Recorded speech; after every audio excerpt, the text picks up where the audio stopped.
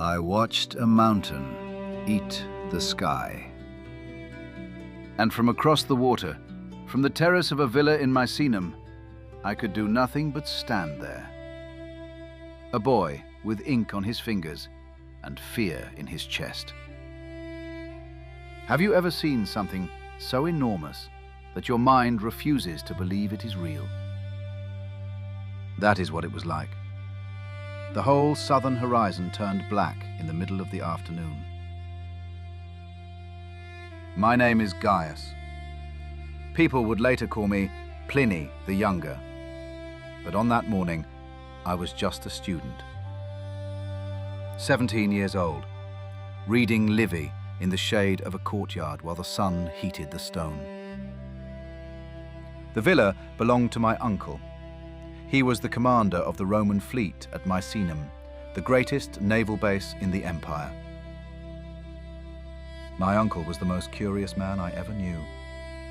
He kept notebooks the way other men keep weapons, dozens of them, filled with observations about plants and clouds and the habits of dolphins. That morning I could hear the sea. The bay was flat and silver, and the fishing boats moved across it like insects on glass. My mother sat nearby, mending a tunic. The slaves carried water from the well. Somewhere in the kitchen, bread was being pulled from the oven. A normal day, the kind you forget the moment it ends. Except this one would never end. Not for me. Misenum sits on a rocky headland at the northern curve of the Bay of Naples. From the terrace, you can see the whole bay, the islands, the fishing villages clinging to the coast. And there, to the southeast, rising above everything like a sleeping god, was Vesuvius. It was green then. Vineyards climbed its slopes. Farmers praised the soil. The wine from Vesuvius was cheap and strong, and everyone drank it. Nobody feared the mountain. Nobody even thought of it as a volcano. That word did not exist yet. I should tell you about my uncle, because what happened next only makes sense if you understand the kind of man he was. Pliny the Elder, admiral, naturalist, author of 37 volumes of natural history. He believed that the purpose of a human life was to observe, to record, and to understand. He slept little. He read constantly. He had a slave read aloud to him during meals so that no moment was wasted. He once told me that a man who stops being curious has already begun to die. I did not understand what he meant. Not until that afternoon. It was about 1 hour after midday. I was reading. My mother was resting. The house was quiet. She came to me. She said, "Look at that cloud." I put down my book and walked to the terrace. What I saw made no sense. A column of smoke was rising from Vesuvius. Not like a cooking fire, not like a forest burning on a hillside. It rose straight up into the sky, impossibly tall. And then it spread outward at the top, like the branches of a pine tree. The trunk of that tree was white, but the branches were dark, streaked with grey and brown, and something that looked almost like earth. It kept rising. It did not stop. I remember thinking it was the most extraordinary thing I had ever seen. And I remember the exact moment that wonder turned to fear. My uncle saw it too. His reaction was not mine. Where I felt dread, he felt excitement. He ordered a fast galley prepared. He wanted to get closer, to study the cloud, to see what was happening on the far shore. Then, a message arrived. A woman named Rectina, who lived at the base of the mountain, had sent a slave by boat. She was begging for rescue. The roads were blocked. The only escape was by sea. My uncle changed his plan. He ordered the entire fleet, not one ship, but many. He was no longer going as a scientist. He was going as a savior. I wanted to go with him. He told me to stay, to keep studying. He said I would thank him later. I watched his ship pull away from the harbor, the oars cutting the water in rhythm. That was the last time I saw my uncle alive. The afternoon changed. The cloud over Vesuvius had grown until it covered the sun. On the far side of the bay, I knew, the cities of Pompeii and Herculaneum were directly beneath it. I tried to keep reading. The words meant nothing. My eyes moved, but my mind was on the water. By evening, the earth began to shake. Not a single jolt, but a long, rolling tremor that made the walls groan. Water in the courtyard fountain sloshed over the rim and darkened the stone. My mother gripped my arm and said we should leave. I told her to wait. I told her the tremors would stop. They did not stop. Through the night, the shaking continued. It came in waves. The walls creaked.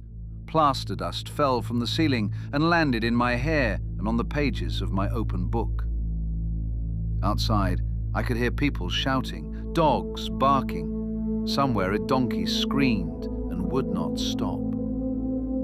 I moved my lamp closer to the page and tried again to read. This is what I did when I was afraid. I read, as if the words of dead men could hold the living world together. Then the ash began to fall. It started softly, like grey snow. I held out my hand and caught a flake, and it was warm. Then it came heavier. Within an hour, the courtyard was covered. The ash did not melt. It piled up, dry and gritty, and it smelled of sulfur and something metallic, something I had never smelled before. I tied a cloth over my mouth. My mother did the same. The slaves were panicking. Some had already run.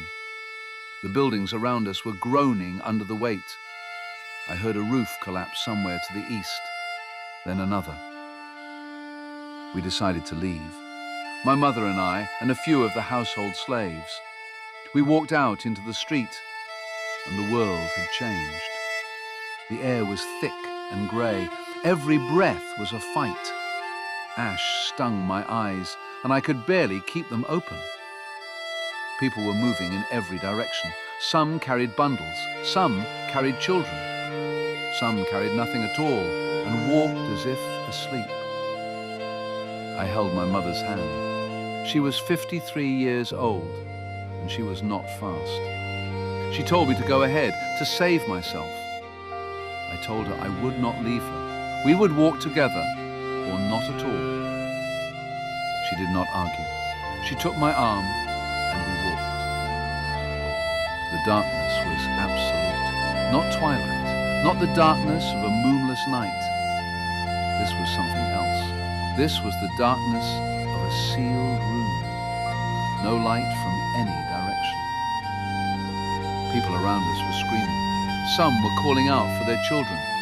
Some were calling out for their gods. Some were saying this was the end of the world, that the sun had been destroyed. I was not sure they were wrong. We sat down at the side of the road. There was nowhere to go. The ash was falling so thick that it was building on our shoulders and in our laps. I brushed it from my mother's hair. She was whispering a prayer. I could feel her hand shaking in mine. A man near us lit a torch. The flame was small and orange, and it barely cut the dark. But I had never been so grateful for light in my life. I thought of my uncle, out there on the water, sailing toward the mountain, not away from it. I thought of the people in Pompeii, 20,000 souls directly under the cloud. I did not know what was happening to them. I did not know that some of them, were already dead. With a wall of gas, hotter than an oven, that swept through their streets at the speed of a racing chariot and stopped every heart in an instant. They never felt it. That is the one mercy. And then the light came back. Not suddenly, not like a curtain being pulled. It crept. A faint grey glow in the east, as if the sky itself was remembering what it was supposed to do. My mother lifted her head. She looked at me, and there was ash in her eyelashes, and I almost laughed. I helped her stand. We were covered in grey dust from head to foot. Everyone was. We looked like statues of ourselves. The sun came through, weak and yellow. Not the bright Mediterranean sun I knew, but it was there. The world had not ended. We walked back toward the villa. The streets were buried under ash a foot deep. Buildings had cracked, trees were bent and grey. But we were alive. That fact felt enormous and strange, like a gift I had not asked for and did not fully understand. The news about my uncle came 2 days later. He had reached the shore at Stabiae, south of Vesuvius. He had refused to leave while others were still in danger. He had gone to sleep in a friend's house while the world shook apart around him. In the morning, his companions found him. He was lying on the beach, still and quiet. The air had killed him. The volcanic gases that drifted across the water in the dark. He was 55 years old. I grieved for him. I grieve for him still. But I also understood something. He had sailed toward the danger, not away from it. He had risked his life because someone on the far shore was afraid and alone and had asked for help. That is not the story of a man who gave up. That is the story of a man who chose something larger than himself. Years later, the historian Tacitus asked me to write down what I remembered. I sat at my desk with a fresh piece of papyrus and a steady hand. And I did what my uncle taught me. I observed, I recorded, I told the truth. The city of Pompeii was buried under 6 meters of ash and stone. The world forgot it existed. 17 centuries passed. The fields above it were planted with crops. Houses were built.